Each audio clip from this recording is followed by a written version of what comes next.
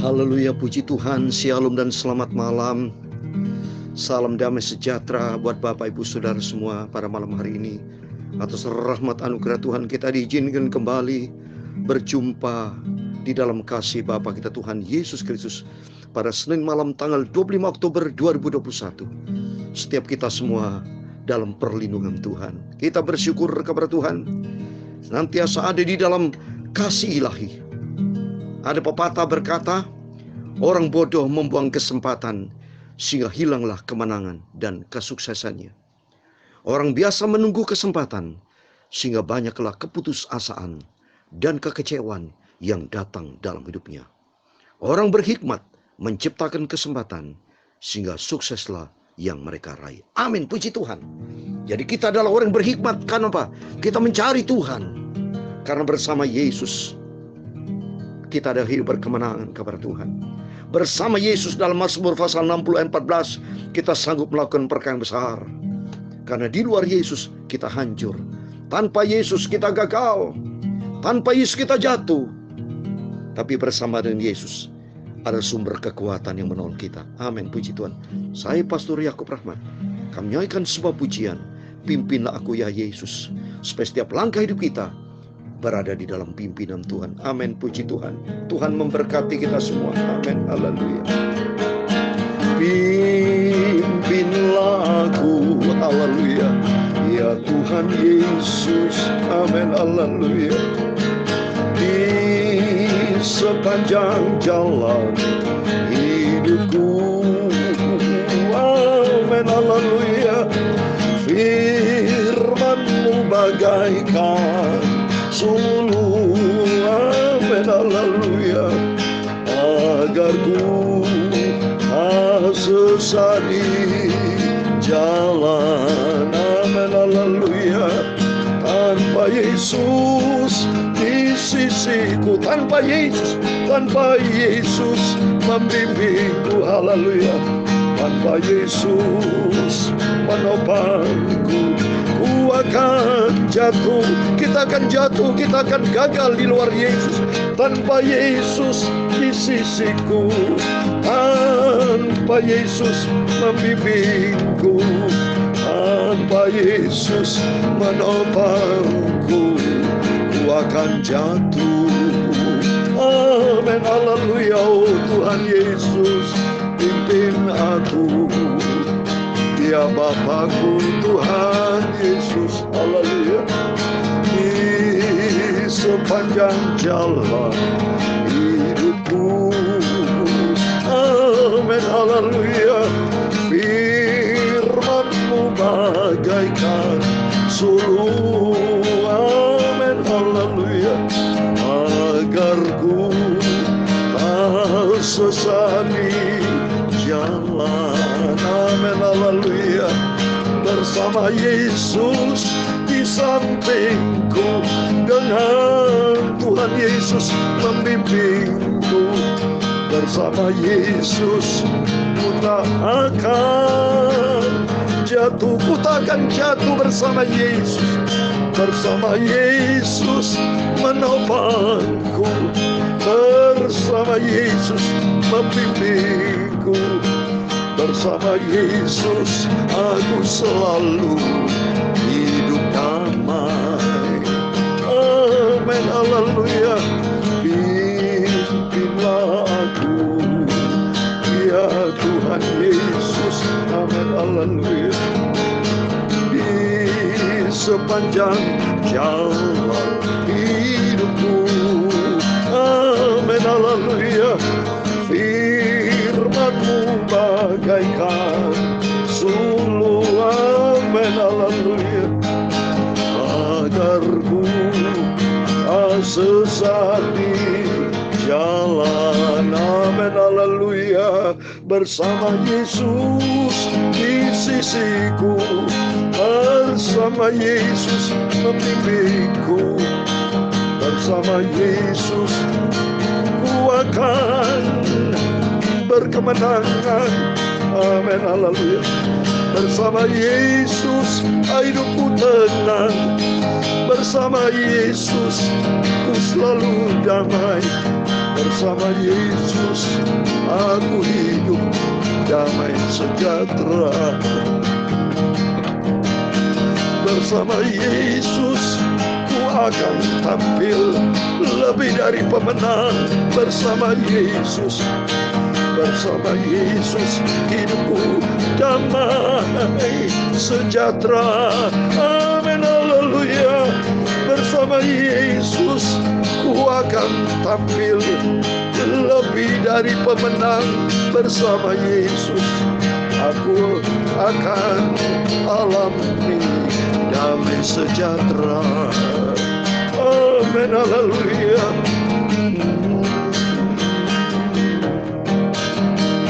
Dalam Mazmur 119 ayat 105 dikatakan, firman-Mu itu pelita bagi jalanku,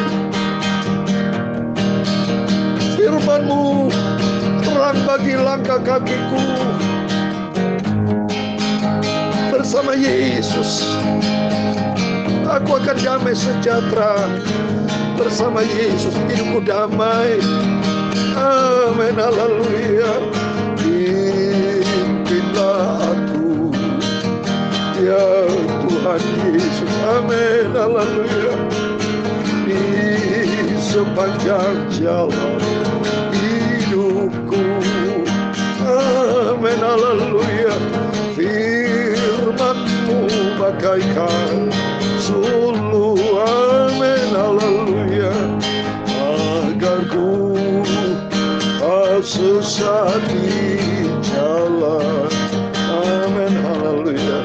Dengan Yesus di sampingku, dengan Yesus membimbingku, bersama Yesus menopangku, ku akan kuat, mendapatkan kekuatan bersama Yesus. Bersama Yesus di sisiku, bersama Yesus menopangku.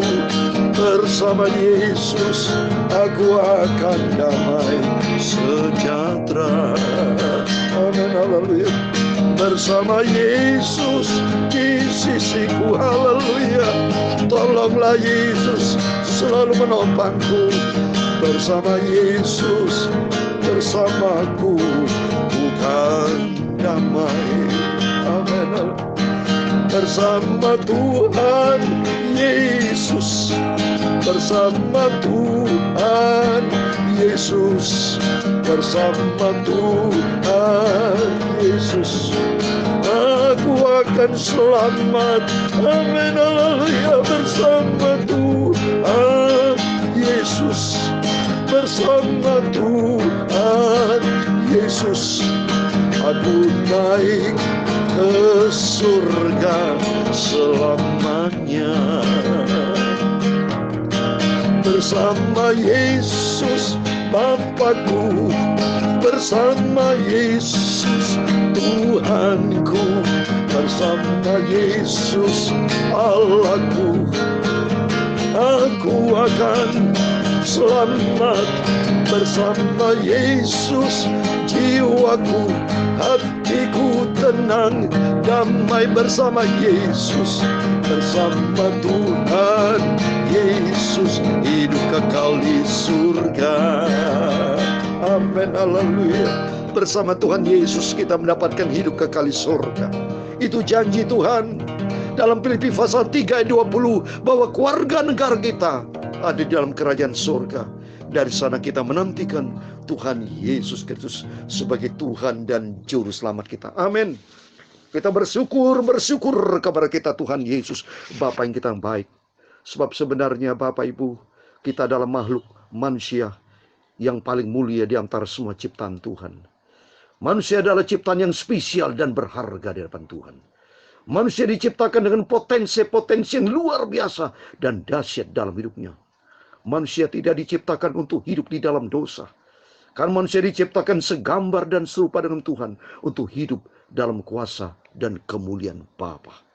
Puji Tuhan, kalau sampai detik ini kita hidup di dalam kekuatan Tuhan. Karena bersama dengan Yesus kita sanggup melampaui segala persoalan yang tidak mungkin menjadi mungkin. Amin, puji Tuhan. Mari Kita kembali kepada firman Tuhan, kita mau baca Kisah Para Rasul pasal 15. Kita puji Tuhan, kalau kemarin kita sudah akhiri pasal 13, pasal 14, sekarang kita memasuki Kisah Rasul pasal 15. Biar kita pelihara hati kita selalu diisi dengan firman Tuhan, supaya kita makin dalam dengan Tuhan. Sebab Tuhan katakan, bersama Yesus kita sanggup dan kita tidak akan jatuh. Amin, puji Tuhan. Saya mau baca Kisah Rasul pasal 15 ayat 1 sampai 21. Demikian firman Tuhan. Beberapa orang datang dari Yudea ke Antioquia dan mengajarkan kepada saudara-saudara di situ, jikalau kamu tidak disunat menurut adat istiadat yang diwariskan oleh Musa, kamu tidak dapat diselamatkan. Tetapi Paulus dan Barnabas dengan keras melawan dan membantah pendapat mereka itu. Akhirnya ditetapkan supaya Paulus dan Barnabas serta beberapa orang lain dari jemaat itu pergi kepada rasul-rasul dan penatua-penatua di Yerusalem untuk membicarakan soal itu. Mereka diantarkan oleh jemaat sampai keluar kota, lalu mereka berjalan melalui Fenisia dan Samaria. Dan di tempat-tempat itu mereka menceritakan tentang kepertobatan orang-orang yang tidak mengenal Allah. Hal itu sangat menggembirakan hati saudara-saudara di situ. Tibanya di Yerusalem, mereka disambut oleh jemaat dan oleh rasul-rasul dan penatua-penatua. Lalu mereka menceritakan segala sesuatu yang Allah lakukan dengan perantara mereka. Tetapi beberapa dari golongan Farisi yang telah menjadi percaya datang dan berkata, orang-orang bukan Yahudi harus disunat dan diwajibkan untuk menuruti hukum Musa. Maka bersidanglah rasul-rasul dan penatua-penatua untuk membicarakan soal itu. Sesudah beberapa waktu lamanya berlangsung pertukar pikiran mengenai soal itu, berdirilah Petrus dan berkata kepada mereka, hai saudara-saudara, kamu tahu bahwa telah lama sejak semula Allah memilih aku dari antara kamu, supaya dengan perantaran mulutku bangsa-bangsa lain mendengar berita Injil dan menjadi percaya. Dan Allah yang mengenal hati manusia telah menyatakan kehendak-Nya untuk menerima mereka, sebab Ia mengaruniakan Roh Kudus juga kepada mereka sama seperti kepada kita. Dan sama sekali tidak mengadakan perbedaan antara kita dengan mereka, sudah Ia menyucikan hati mereka oleh iman. Kalau demikian, mengapa kamu mau mencobai Allah dengan meletakkan pada tengkuk murid-murid itu suatu kuk yang tidak dapat dipikul, baik oleh nenek moyang kita maupun oleh kita sendiri? Sebaliknya kita percaya bahwa oleh karena kasih karunia Tuhan Yesus Kristus, kita akan beroleh keselamatan sama seperti mereka juga. Maka diamlah seluruh umat itu, lalu mereka mendengarkan Paulus dan Barnabas menceritakan segala tanda dan mujizat yang dilakukan Allah dengan perantara mereka di tengah-tengah bangsa-bangsa lain. Setelah Paulus dan Barnabas selesai berbicara, berkatalah Yakobus, hai saudara-saudara, dengarkan aku. Simon telah menceritakan bahwa sejak semula Allah menunjukkan rahmat-Nya kepada bangsa-bangsa lain, yaitu dengan memilih suatu umat dari antara mereka bagi namanya. Hal itu sesuai dengan ucapan-ucapan para nabi seperti yang tertulis. Kemudian aku akan kembali dan membangunkan kembali pondok Daud yang telah roboh. Dan reruntuhnya sampai akan kubangun kembali dan akan kuteguhkan, supaya semua orang lain mencari Tuhan, dan segala bangsa yang tidak mengenal Allah yang kusebut milikku. Demikian firman Tuhan yang melakukan semuanya ini, yang telah diketahui dari sejak semula. Sebab itu aku berpendapat bahwa aku tidak boleh menimbulkan kesulitan bagi mereka dari bangsa-bangsa lain yang berbalik kepada Allah. Tetapi kita harus menulis surat kepada mereka, supaya mereka menjauhkan diri dari makanan yang telah dicemarkan berhala-berhala, dari percabulan, dari daging binatang yang mati dicekik, dan dari darah. Ayat 21 terakhir. Sebab sejak zaman dahulu hukum Musa diberitakan di tiap-tiap kota, dan sampai sekarang hukum itu dibacakan tiap-tiap hari Sabat di rumah-rumah ibadat. Amin, puji Tuhan. Nah, demikian firman Tuhan yang sudah kita baca dengar di dalam nama Tuhan Yesus Kristus. Kepada Bapak Ibu Saudara semua, mari Bapak Ibu senantiasa, saya tidak pernah bosan cintai Tuhan Yesus, cintai firman Tuhan. Kita mau setia baca firman Tuhan, kita mau setia merenungkan firman Tuhan, dan kita mau cinta Tuhan Yesus. Kita mau taat, dan kita menjadi pelaku firman dengan setia sampai kita berjumpa dengan Tuhan Yesus. Mari kita lihat di sini persoalan hukum manusia atau ajaran manusia bisa sesat, Bapak Ibu ya. Zaman dulu sudah terjadi doktrin-doktrin yang sesat.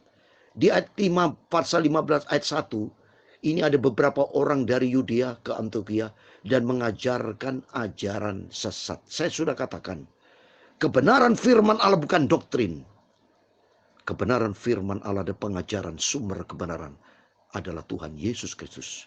Yang memberikan doktrin itu manusia. Tuhan bukan memberikan doktrin. Karena Tuhan adalah sumber kebenaran. Seperti Tuhan berkata dalam Yohanes 14 ayat 6. Aku ini jalan dan kebenaran dan hidup. Itu bukan doktrin. Tapi suatu statement dari Tuhan. Bahwa Tuhanlah sumber kebenaran. Tapi kalau manusia bisa memberikan doktrin. Seperti contoh ini. Dari mereka berapa orang datang dari Yudea. Ayat 1. Ke Antioquia. Dan mengajarkan kepada saudara situ. Ini ajaran doktrin. Jikalau kamu tidak disunat menurut adat istiadat yang diwariskan oleh Musa, kamu tidak dapat diselamatkan. Ini doktrin manusia. Ngawur ini saudara. Masa gara-gara disunat aja berkaitan selamat? Tidak bisa. Keselamatan itu kasih karunia dari Tuhan Yesus Kristus. Bukan karena kehebatan manusia. Bukan kebenaran dari manusia. Seperti di ayat 11 dikatakan di ayat 11. Kisah Rasul pasal 15 ayat 11 dikatakan. Sebaliknya kita percaya bahwa oleh kasih karunia Tuhan Yesus Kristus kita akan beroleh keselamatan. Jadi kasih karunia itu datang dari Tuhan atau anugerah. Kita diselamatkan bukan karena perbuatan baik kita. Maka dikatakan anugerah. Anugerah itu bukan datang dari manusia. Yang dikatakan kasih karunia itu anugerah. Itu datang dari atas. Datang dari Yesus Kristus. Seperti sesuai dengan firman Tuhan dalam Efesus pasal 2 ayat 8 dan 9. Bahwa oleh karena kasih karunia kita diselamatkan oleh iman kepada Yesus. Dan kita harus menjaga keselamatan itu. Maka kita bukan percaya kepada doktrin. Bukan ikut Yesus itu dengan ajaran manusia. Tapi ikut Yesus dengan ajaran langsung dari Tuhan adalah sumber kebenaran. Kalau sumber kebenaran itu saudara, tidak ada bisa disalahkan manusia.